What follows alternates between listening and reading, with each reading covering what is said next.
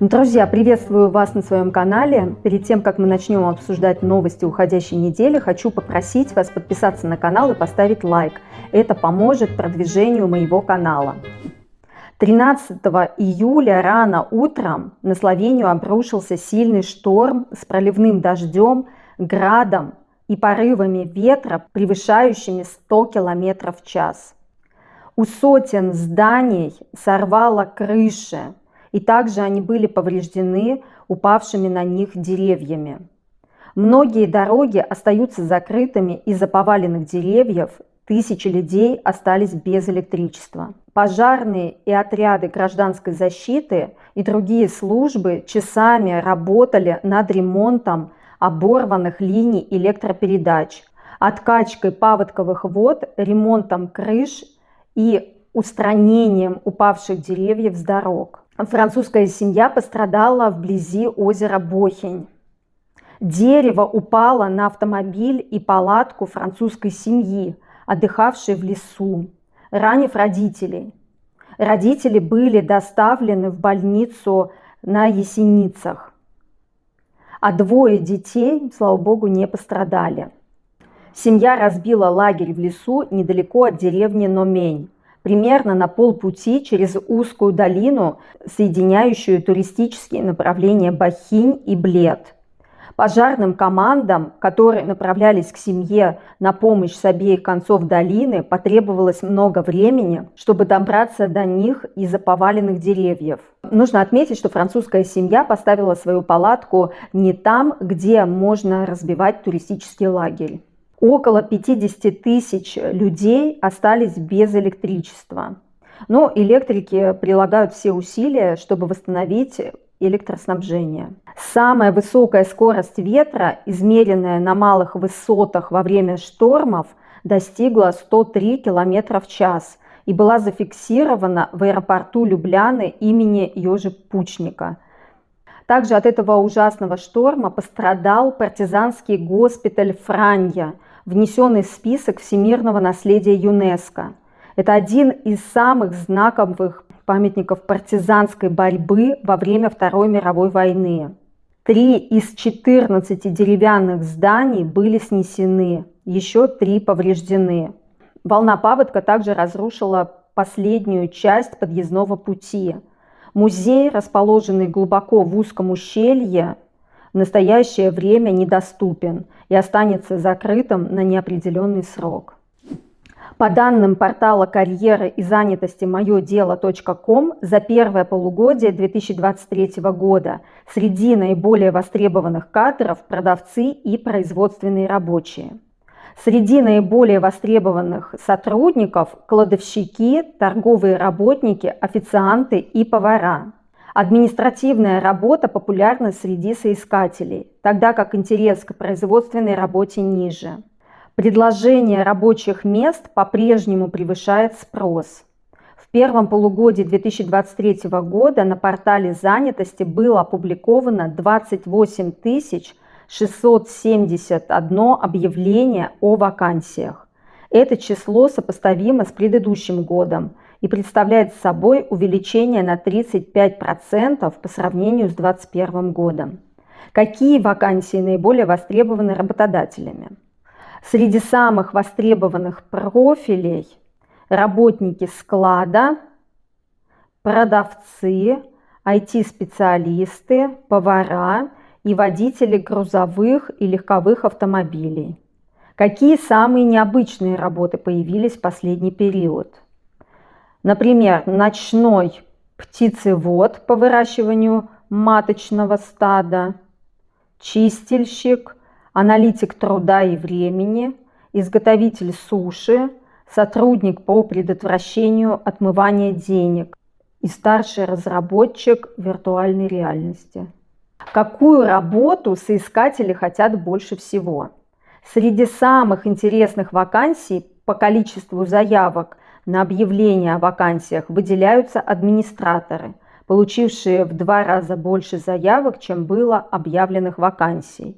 Владельцы магазинов также получили в 2,5 раза больше заявок, чем количество рекламных объявлений, а торговые работники почти в 4 раза больше. Среди соискателей также большой интерес вызывает работа продавца-консультанта, торгового представителя, бухгалтера и закупщика.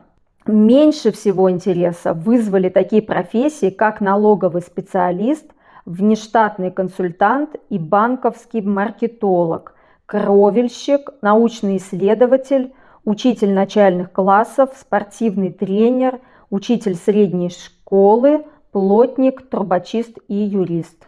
То есть на эти специальности тяжелее всего найти сотрудника. Самые высокооплачиваемые работники в государственном секторе. Так кто же больше всего зарабатывает в государственном секторе?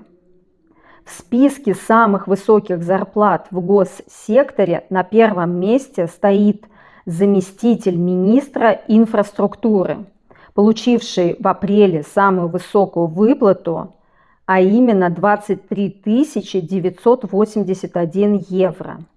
Второе место в рейтинге выплат в госсекторе принадлежит районному судье-советнику окружного суда в Новой Горице, который в апреле получил выплату в размере 22 069 евро.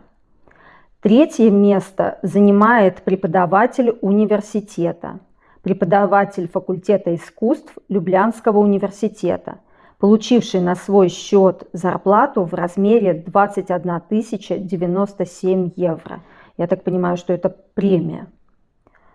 Пятерку лидеров замыкают старший государственный прокурор и заместитель начальника районной государственной прокуратуры в Кране, который также работает статс-секретарем в Министерстве внутренних дел в размере 19 044 евро, и специалист полиции, инспектор, получивший 18 645 евро. Но я так понимаю, что это, скорее всего, годовая премия, а не ежемесячная зарплата. Потому что очень сложно представить, чтобы это была ежемесячная зарплата. Но интересно, что преподаватель в Люблянском университете получает больше, чем прокурор.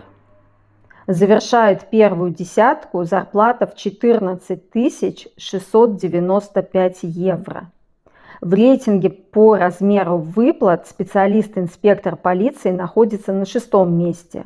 Он получил высокую оплату в размере 16 665 евро.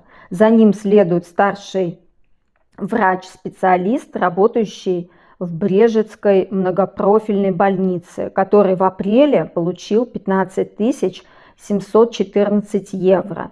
И на 8-м месте специалист-инспектор полиции, получивший в апреле 15 653 евро. В этой новости речь идет о годовых выплатах. Каждый работник, поработав год, по итогам года получает официальную годовую премию. И вот в этой новости как раз говорится о годовых выплатах. На 9-м месте находится старший врач-специалист из университетского клинического центра Любляны с выплатой 15 175 евро.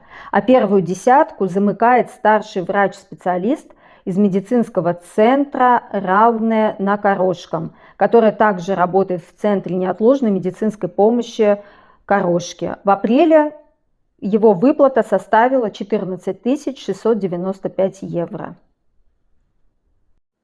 22-летняя Рике Колле из Амстердама выиграла титул «Мисс Нидерланды» как первая трансгендерная женщина.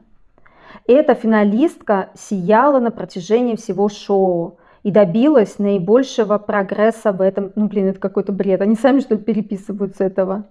22-летняя Рике Колле из Амстердама выиграла титул «Мисс Нидерланды» как первая трансгендерная женщина.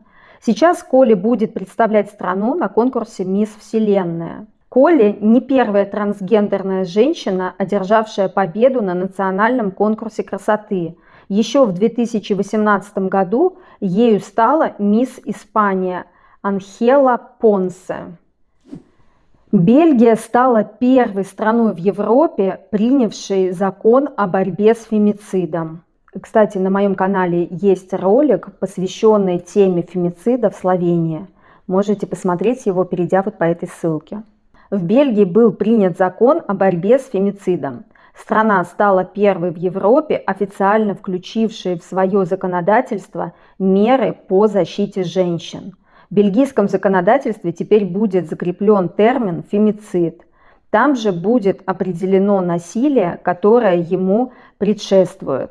Закон проводит четкое различие между 4 видами фемицида.